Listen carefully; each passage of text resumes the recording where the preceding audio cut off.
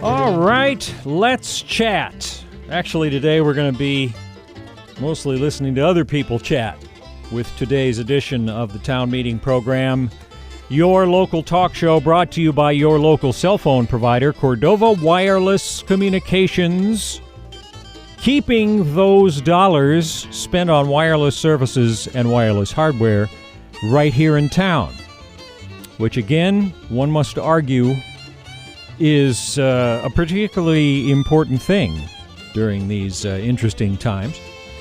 Very glad you could join us, and we're going to begin by running for you, for the benefit of anybody who missed it or who maybe doesn't do computer stuff as much as others. We're going to run the briefing from yesterday afternoon so you can hear what the city manager had to say. Yesterday, that was at 4 p.m., and it came out on the city's YouTube channel. It's archived there. We have it on ours as well, our channel, the Cordova TV buffet of information. There's also a clip from Senator Murkowski in a recent discussion she had with the Assistant Secretary for Health at the United States Department of Health and Human Services on what's being done in rural and remote areas, keeping them from becoming hotspots. So in case that might be interesting to you, we're going to play that as well. We'll try to make sure that we're up to speed on the city's information that they would like to have in circulation regarding testing and safety and numbers and so on. So let's begin with this briefing. Again, it came out yesterday at 4 p.m., and we'll take a listen to it here this morning. This is Helen Howarth, City Manager, and today I'm going to provide our community update. So as of now, we're in our yellow light status, and that basically means that we're following State Mandate 16, Phase 1. Our management team has advised us that we're not yet ready to implement the State of Alaska's full open Phase 2 plan. Essentially what that means is that the state has agreed to open Alaska in a more significant way, but because we're in the early stages of our fishing season and people are coming to town, we're going to hold ourselves at the Phase 1 of the state's reopening plan, which does allow for certain businesses in town to open with limited capacities, and I hope everyone understands the rationale behind that. State Mandate 18 just came out, and it basically opens up communities that are on the road system or on the Marine Highway to travel. So if you want to go to Anchorage or other communities in Alaska, you can now travel freely without the risk of quarantine or needing to be essential infrastructure. So we are now in a place where you can visit other communities within the state. There is still a travel restriction from outside of Alaska into Alaska. So if you're traveling or have folks that you know that are traveling to Alaska, you will still need to do the 14-day quarantine. So non-essential businesses are allowed to reopen. Restaurants are allowed to offer services in their stores. And I want to give kudos to the Chamber of Commerce for their Come Back Better campaign that's helping all of you business owners work towards reopening. We will still require mutual aid agreements, and that helps us identify possible points of contact if there is another COVID case. And those forms are available at covid19.cityofcordova.net. Testing results. We've been doing a lot more testing in the city, thanks to CCMC and NVE. 200 tests have been administered. There's one active test result. 194 have been negative and 5 are pending. So our community has done really, really well to limit the spread and limit the introduction of COVID-19 to our community. We still have over 1,000 tests available. And free drive-up testing is available for anyone who's arrived in Cordova from an out-of-state location within the last 14 days. And certainly if you are feeling ill or have what you believe to be symptoms of COVID-19, you'll absolutely be able to get testing at any time. So those free testing locations are Mondays and Wednesdays from 2 to 4 at the Elanca Community Health Center, downstairs across from the Episcopal Church, and Tuesday, Thursday, and Friday from 2 to 4 at the Cordova Community Medical Center in the Ambulance Bay. We do ask that you call ahead to complete a required pre-registration, and this will save you time. If you're not able to make those times by calling, you can also possibly make additional arrangements to accommodate your schedule. Now it takes about 1 to 2 days, possibly less time, to get test results, so you won't be waiting a long time. And we encourage the community to look at testing as a positive progress. It empowers our community and the medical team to really understand where our community is and how we can keep ourselves safe. Testing is knowledge, and we appreciate your cooperation and participation. I want to give you a special announcement. We're going to be hosting Senior Medical Director of Homeland Security, Dr. Alexander Eastman, and also Dr. Ann Zink, and Commissioner of Health and Human Services, Adam Crum, who will be traveling to a number of communities throughout Alaska, and specifically to Cordova, to really understand how the fishing industry is going to be impacting our abilities to keep track of where we are with COVID. So we're very excited to host them tomorrow. You may see them around town. I wish them well. And we are excited to show off how well our community is set to deal with any type of COVID infections. Incident Command has been working really hard, as I'm sure all of you know, and there's some updates I want to share with you. The harbor, we've got harbor packets with a lot of information on the fleet that are available at bulletin board stations throughout the harbor. And there are also now ambassadors that we have hired to help us communicate information that will be useful to the fleet, as well as to help us manage our airport. And we want the fleet to remember that we are only as healthy and strong as they are, and their compliance is certainly appreciated. Thanks to the Copper River Marketing Association and CDFU for providing masks. You may see those around town. For folks that don't have them, there are definitely resources available. We've installed hand washing stations at the top of all ramps. They're foot operated with soap and water. And by the way, the soap smells wonderful. It's eucalyptus. I don't think fishermen could ever smell so good. And showers are available at the pool, as well as those living in the harbor. So you can call Parks and Rec to get access to that.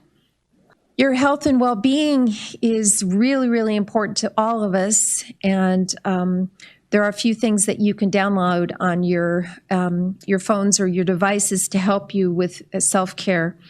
One of the things that's recommended is to calm your anxiety and stress. And there's a free app available for that called Shine. And it provides daily motivational messages and an Ask an Expert section as well.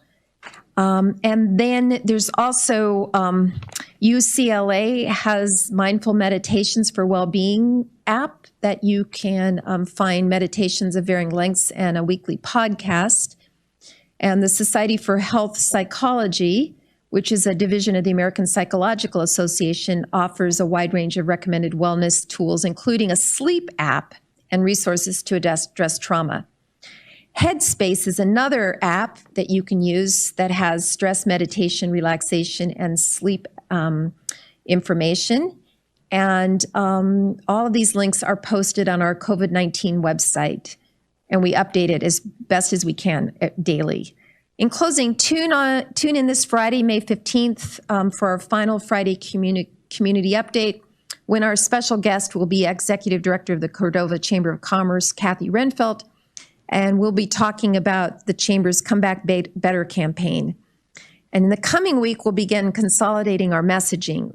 Radio briefs will continue on our local stations, KCDV-FM and KLAM at 1, 5, and 8. And these will be updated 3 times a week. And our live community updates will be held on Tuesday at 4 p.m. only. Okay, City Manager Helen Howarth. One thing I would correct on that, we will probably continue to do the daily briefings on the radio every day in some form or another. So even if a city official isn't available or if an official update hasn't come out, then we'll use the time to review critical information. So again, every day at 1 p.m., 5 p.m., and 8 p.m., unless we get to a point where there just really isn't anything new or relevant to discuss, then we'll back down. But we just so it's clear, we set our own schedule as far as that, and appreciate Mayor Copeland especially and others who have participated. The city manager mentioned how this Friday they're going to have Kathy Renfelt on. In case you weren't aware, we had a really good show with Kathy on the radio last Friday during this time slot, and that show is archived on our YouTube channel, youtube.com/Cordova TV. So you can, if you want to listen to that in advance of what she's going to say on Friday, I don't know if she'll be sharing a lot of the same information or there'll be some updates, but a combination of the two, particularly for our local businesses, would probably be a good use of your time. And before we get to the audio with Senator Murkowski, I wanted to take a sec to reinforce some of the other items that are top priority for the city. They expressed concern, and Mayor Copeland mentioned this yesterday, about knowing the difference between facts and rumors, because, of course, when rumors start circulating around on social media, or what causes the disease or what doesn't cause it or what's in the mandates, that not only confuses and potentially scares people, but it also, our officials, our city officials, have to spend extra time dealing with that they could be focusing on their mitigation efforts. So the city's recommendation is to look for professional information supported by multiple professional sources. Use your favorite fact-check sites, whether that's Snopes or factcheck.org or what have you, to check out truthfulness. Look for the sources of information that are maybe shared with you. And keep in mind that the best way to avoid contamination is protecting yourself and your family. Because really, regardless of what mandates allow or don't allow, the best way to stay safe, if you are, say you've got one of the vulnerable, either a senior or the pre-existing medical condition, if you've got some of the vulnerable population in your household, best way to protect them is simply to not go out, to continue doing what we all were sort of required to do a week or two ago. Just because things are starting to open up doesn't mean that concerned individuals have to go out and do things. You can still take delivery of goods. You can still do curbside. Everything you've been doing to stay safe, absolutely individuals and families can continue to do. And washing your hands, wearing the mask, cleaning frequently touched surfaces, that's all part of it. The city offers, again, its website, covid19.cityofcordova.net. There's a lot of information in there. And then their summary, again, of the rules that are in place. First off, who has to quarantine?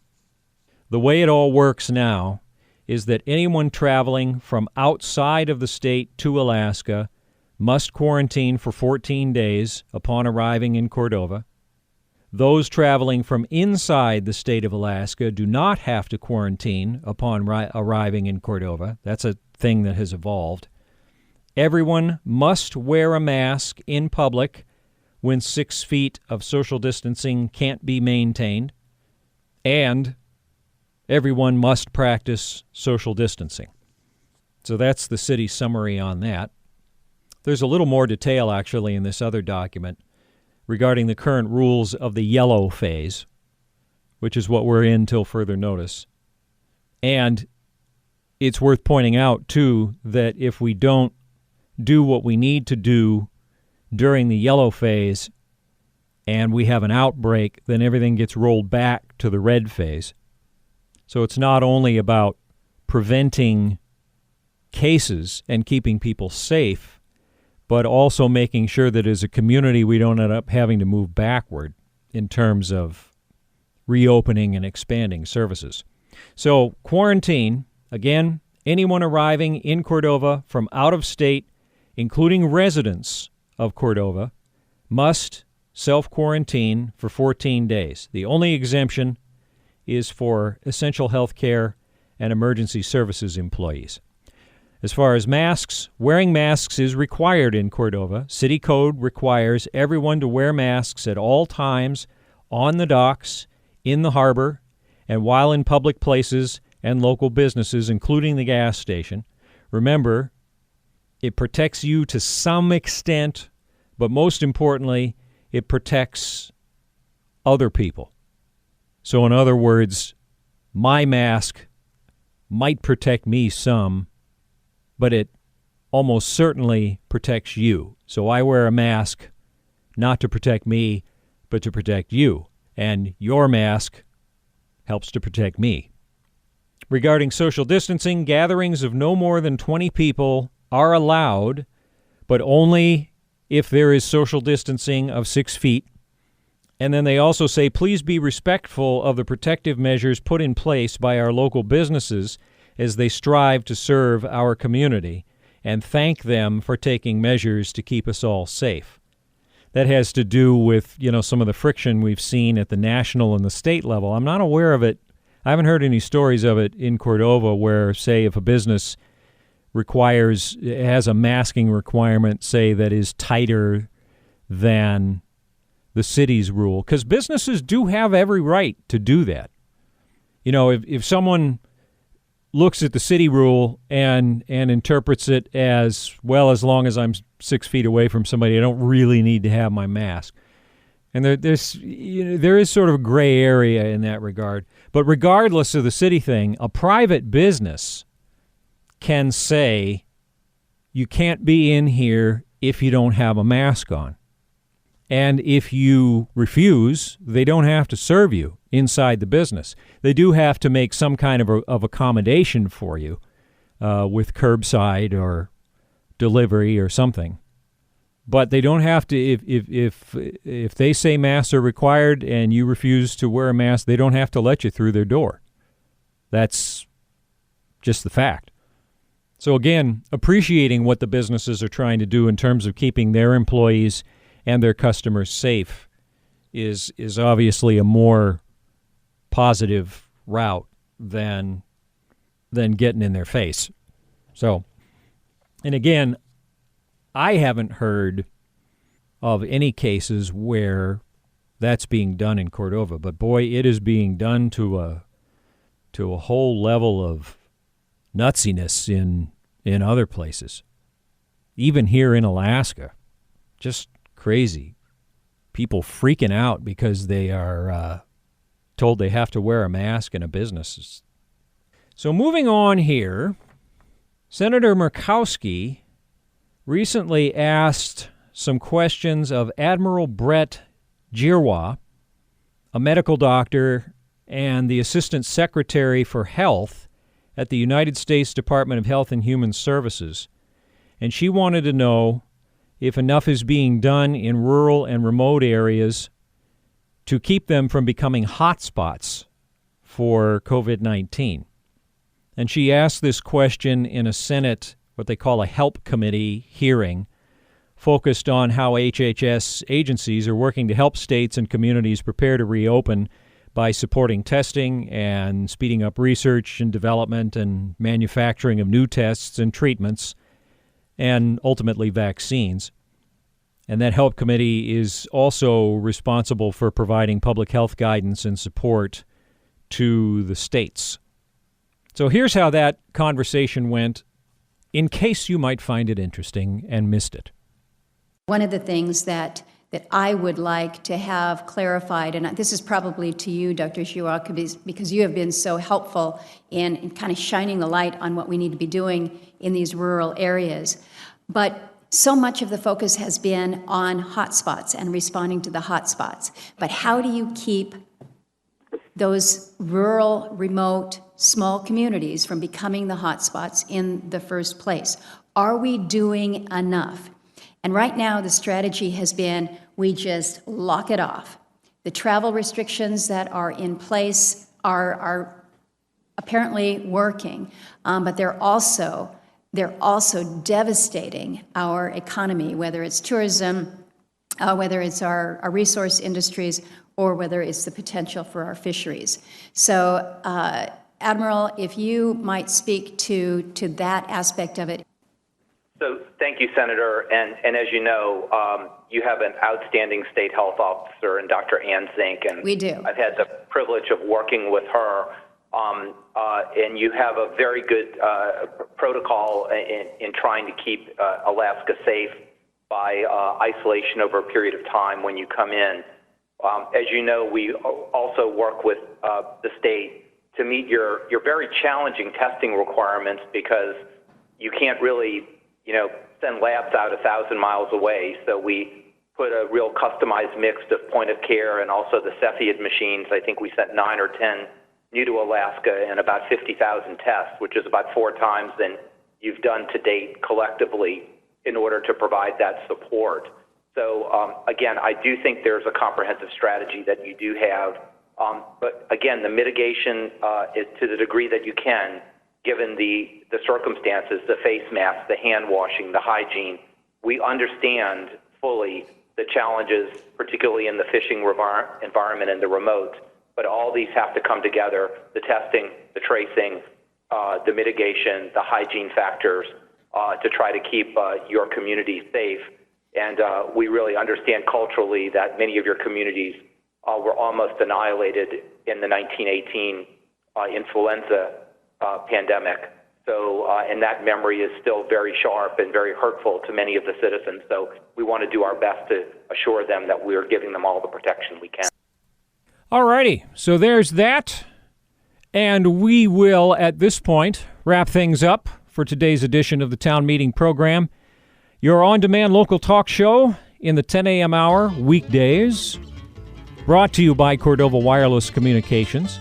Today's daily briefings, briefing that runs 3 times. It's the same briefing each time, but that's 1 p.m., 5 p.m., and 8 p.m. on KLAM and KCDV. And those, along with this program, archived on our YouTube channel, youtube.com/Cordova TV. So again, if you ever miss one of these shows or you want to go back and listen at your own pace, be able to stop and start and think about what's said, you have that option, youtube.com/Cordova TV. Thank you again, Cordova Wireless, our local cell phone provider, for providing our local talk show, and we will make sure that all of the 10 p.m. or 10 a.m. hour programming that you're supposed to get is coming for you as promised on KLAM.